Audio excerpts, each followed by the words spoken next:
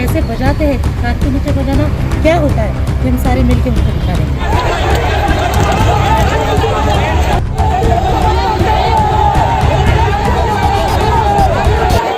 महाराष्ट्र में जो आज घटित हुआ वह अत्यधिक शर्मनाक है।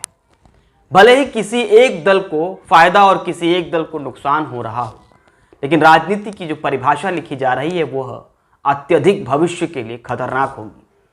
क्योंकि मारने पीटने और जंग लड़ने ऐसी भाषा का प्रयोग अगर सड़कों पे होगा, कार्यकर्ता लाठी डंडे और तमाम हथियारों के साथ सड़कों पर उतरकर अपने आप को कट्टर कार्यकर्ता बताने के लिए आगे आएंगे, तो देश का भविष्य और महाराष्ट्र की राजनीति कहां जाएगी। एक राज्य के लिए यह कितना खतरनाक हो सकता है, यह आप विचार करिए।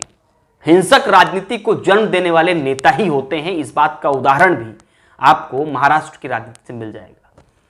नारायण राणे भले ही आक्रामक नेता कहे जाते हो, लेकिन उनकी यह भाषा बिल्कुल संसदीय प्रणाली पर ठीक नहीं बैठती है।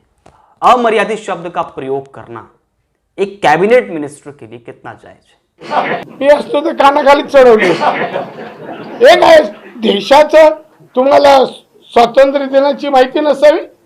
तो वहीं मुख्यमंत्री के लिए भी बीते दिनों एक शब्द का प्रयोग उन्होंने भी किया था, वो कितना जायज है।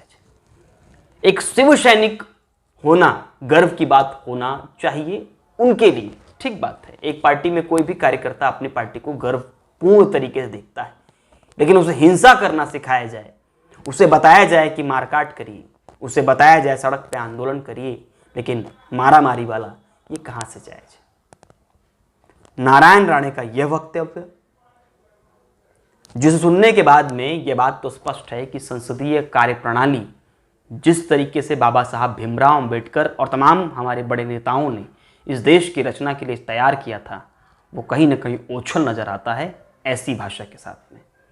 हुआ क्या, सुबह उठते ही आज का मंगलवार का दिन हर जगह हिंसा ही नजर आई और वो भाषा नजर आई सड़कों पर, जिसे सुनने के बाद आपको भी लगेगा सुने या म्यूट कर दें।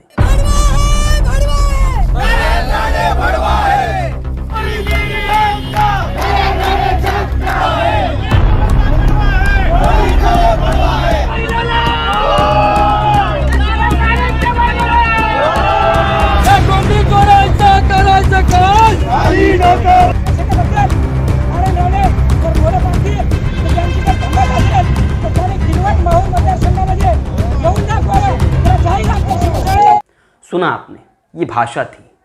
कई तरह की भाषा का इस्तेमाल तो हमें न्यूज़ चैनलों के लिए और तमाम वीडियो निर्माताओं के लिए बनाना भी असंभव हो जाता है, क्योंकि हम उस भाषा का अगर प्रयोग करना शुरू कर देंगे, साफ तौर पे बताना शुरू कर देंगे कि इस तरीके से उन्होंने कहा था, तो कहाँ रह जाएगी सभ्यता वाली पत्रकारिता। खैर, ये सब महाराष्ट्र में जमीनी स्तर पर दिखा। रत्नागिरी में जिस तरीके से माहौल दिखा पुलिस स्टेशन के अंदर, वो भी देखिए। मला एसपीला भेटवा, मला नियम दाखवा, कागदावर नियम नाही, हे व्हिडिओ काढले मला, माझी नोंद दाखव ना मला, तू घेतली तर ती लपवतो कशाला, मला नोंदी दाखवा ना साहेब, मी हात जोडतो तुमच्या, मला नोंदी दाखवा, मला नोंदी दाखवा, नाही मी उपोषणाला बसणार साहेब। खैर, ये राजनीति है।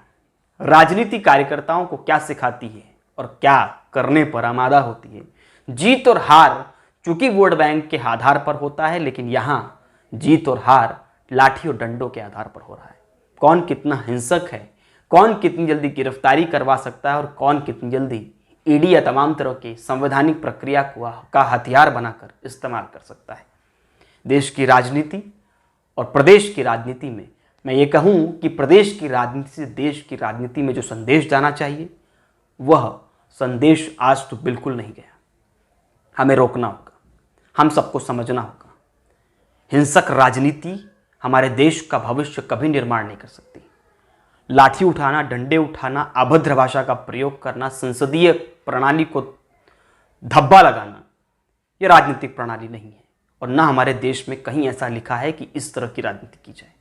हमारा देश आदि से अनादिकाल तक संवैधानिक, सभ्य, संस्कारिक और सुवर्ण वाली पटकथा लिखने वाला देश रहा है। ये हमारा काम है कि आगे हम क्या सोचकर कार्यकर्ता बने, नेता बने और किस तरह भाषा का प्रयोग करें, क्योंकि आपसे समाज निर्माण होता है और समाज निर्माण तब होगा जब आप सुधरेंगे। राजनीति में आक्रामक हिंसक बनना बिल्कुल जायज नहीं। आज के लिए इतना ही। धन्यवाद।